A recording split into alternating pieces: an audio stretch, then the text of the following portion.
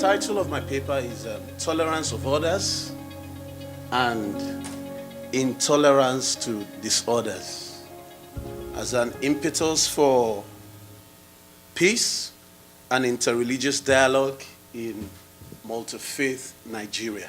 Now, it's quite interesting that the previous speaker, two of the previous speakers had spoken about Nigeria, and I'm also talking about Nigeria. Nigeria is so peculiar in interfaith matters because the population of Muslims and Christians in Nigeria, and then the level of interaction, the interreligious relationships taking place there, has not just been an internal thing, but has attracted the attention of the world. And when we talk about tolerance, I just want to summarize and build up, particularly making reference to some of the things the previous speaker now just said. You know, African traditional religion has always been a tolerant religion. African traditional religionists, when the coming of when Christianity and Islam came into Nigeria, Islam about the 14th century initially, before it penetrated in the 16th, 17th century, and then the coming of Christianity, the final planting of Christianity, you know. When these two faiths came, they met an established faith, but which was not organized. Established in the sense that people were practicing, they were living the faith, you know, but it was not an organized faith. Now, let me go on. Tolerance is the ability to endure disposition or willingness to tolerate or allow permissible range of variation. Now, one of the challenges in Nigeria has been the challenge of not being tolerant. Now, we have three major religions, principal religions in Nigeria. We have diversities. And the adherents of these religions, just like John Mbiti, one of the foremost scholars of African traditional religion, said, Africans are notoriously religious because Africans attribute religion to everything. For example, if my mouse should drop, I could say it's a spirit that is behind it. If I'm taking a glass of water and suddenly the glass of water falls off, I could say, well, maybe that's what the spirits want or the gods want, because Africans are notoriously religious. Now, religious tolerance, simply put, is a disposition or willingness of adherents of religions to tolerate or allow religious views, opinions, ideas, and practices different from their own. And that's been the major challenge in religion in Nigeria. Because, Nigerians are religious. There are a lot of religious activities going on. But are we willing to tolerate people of other faith? Now, I said it's also the ability of religious adherents to harmonize between the theories and the practical aspects of religion. There's a way to bring together the theories and the practical aspects of religion in order to ensure peaceful coexistence and religious harmony. Now, one of the great exponents of tolerance and autonomy said, all religions, while retaining their historic identity, will become more and more open-minded and open-hearted towards one another. This is what I'm believing and challenging and proposing for Nigeria. That is, Christians, Muslims, and adherents of African traditional religion will accept, will come together. Yes, there's not, their historical identity remains, but there's going to be an area of convergence that will help to strengthen peaceful coexistence and interfaith religions.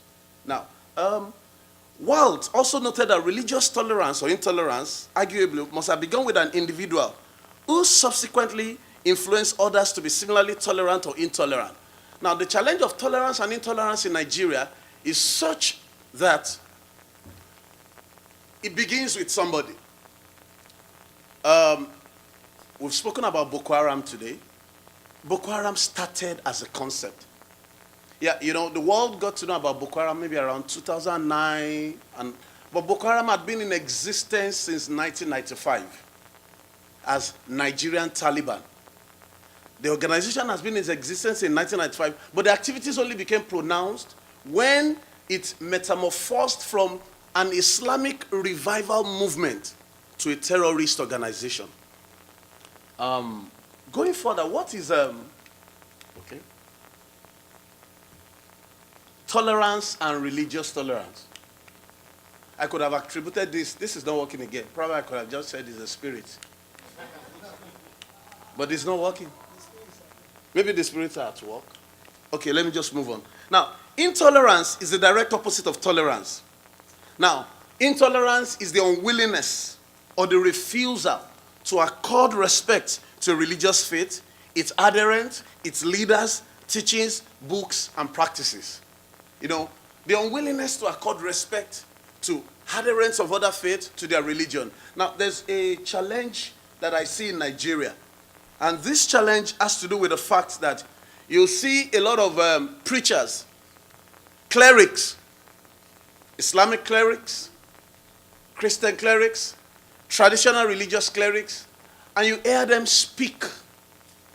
They hear them use terminologies, wrong terminologies. For example, I'm working on an article talking about the kind of terminologies that is common in Nigeria that leads to ethno-religious crisis. So when you can't tolerate people of other faiths, these things happen. Now, one of the scholars of African traditional religion and comparative religion in Nigeria, Adedokpamu, noted that it is glaringly clear that there is a great deal of religious intolerance within the fabric of the Nigerian society. Now, you see a lot of religious intolerance it's killings by members of Boko Haram.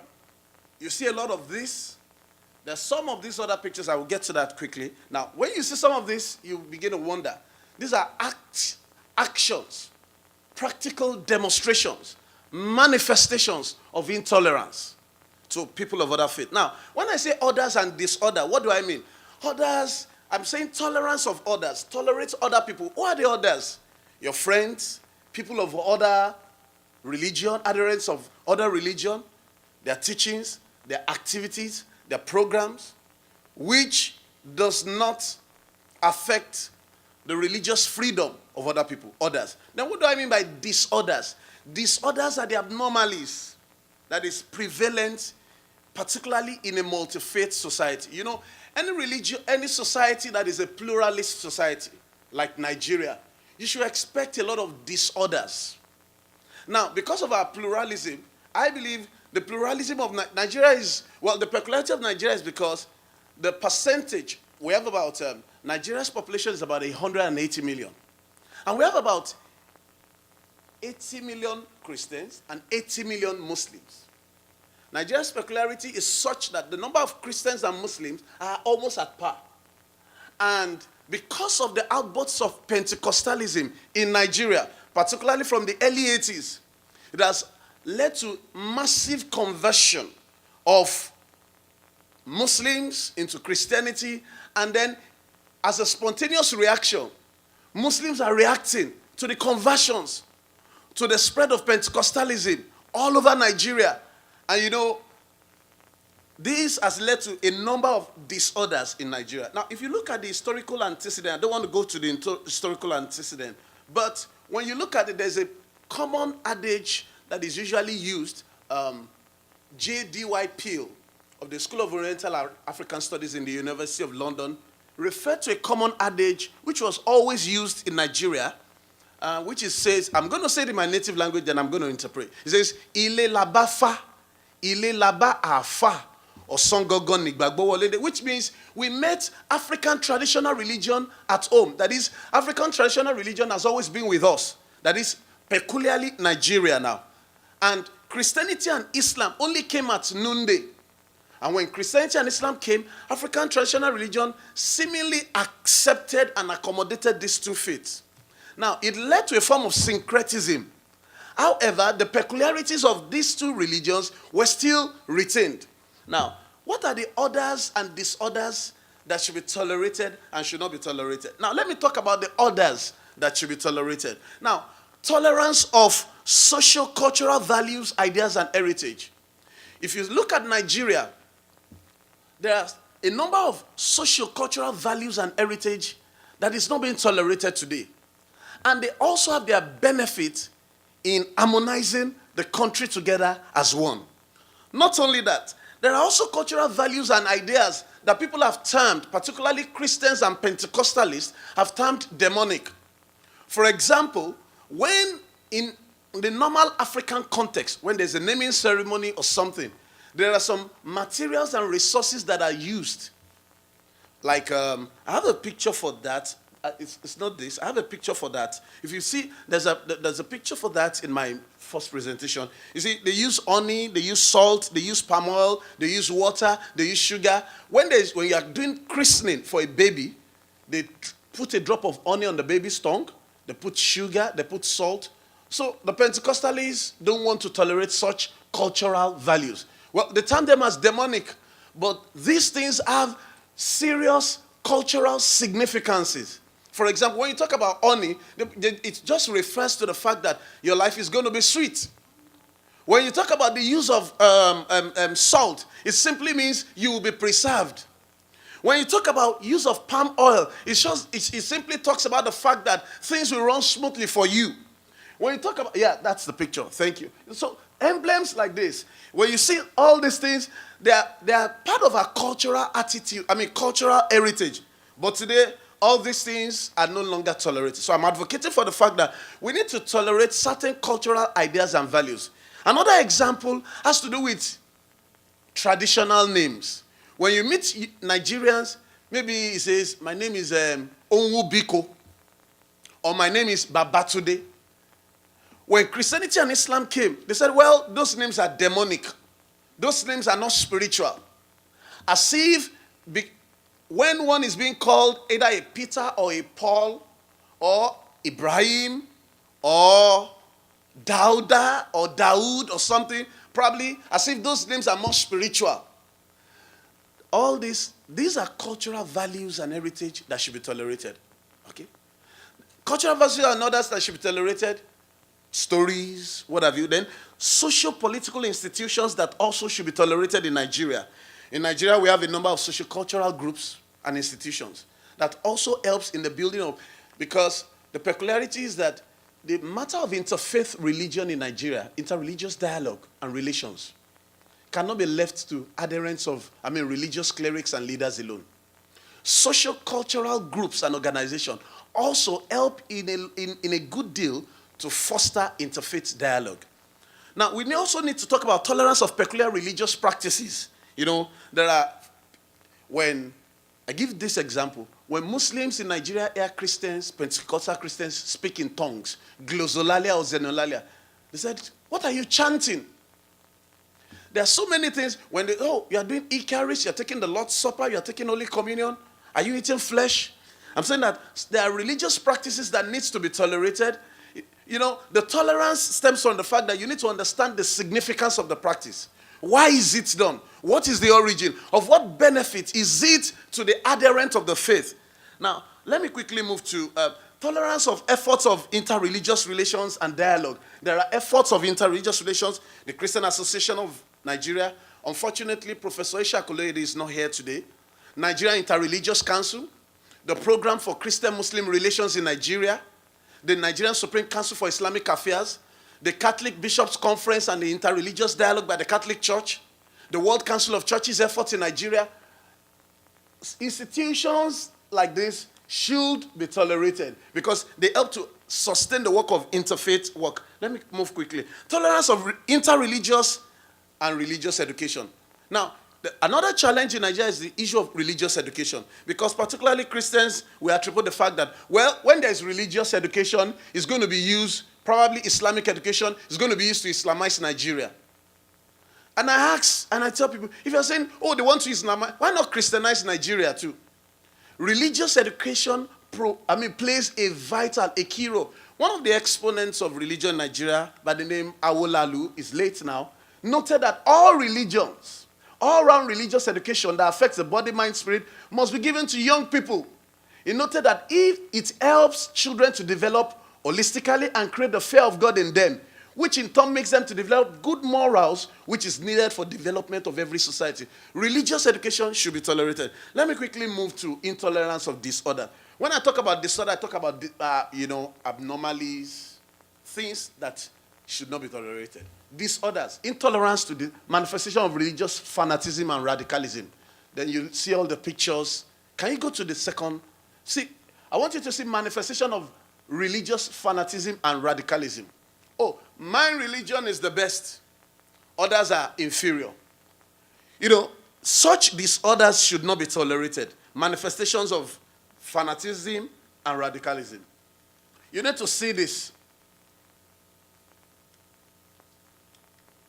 This is a mass grave. Christians being buried in Plateau State, Jos. You see people being burnt. This is someone, manifestation of fanaticism in religion. Certain people are ablaze while they are still alive. You see a lot of the mass grave, people being buried, see children being maimed, dehumanizing acts. Such disorders should not be tolerated. Such disorders should not be accommodated. And religious leaders, religious educators, faith-based organizations, government organizations have a responsibility to challenge disorders in Nigeria. Now, particularism and discrimination too should not be tolerated. Intolerance to religious particularism and discrimination.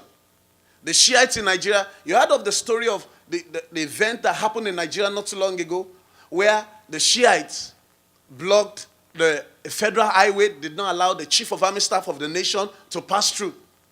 Now, the Shiites in Kaduna, precisely Kaduna State in northern Nigeria, they have traumatized and enslaved the Sunni Muslims and also the Christians and adherents of other faiths. I mean, so religious domination and all forms of religious manipulation should not be tolerated. Let me quickly say two more and then I round up. Now, organizations that promote fanaticism should not be tolerated.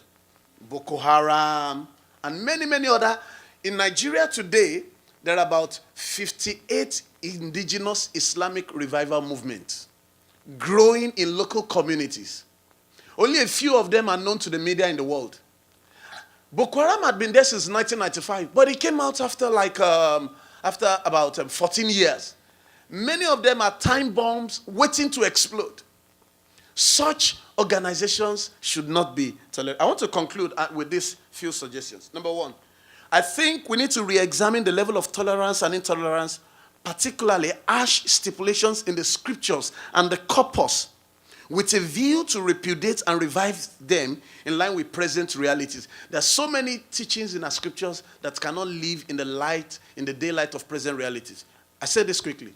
A professor of Islamic studies, friend to Professor Loyede, who would have come, said it in a lecture that Sharia is not practicable in Nigeria to some extent because of aspects of the Sharia that does not recognize human rights. You want to cut somebody's hand because he stole? Such things. We need to reevaluate this in the light of present realities. I also want to conclude by saying intolerance to disorder should be done peaceably with dialogue and friendly means so that intolerance to disorder will not lead to another disorder in the society. I want to conclude on this now. Thank you.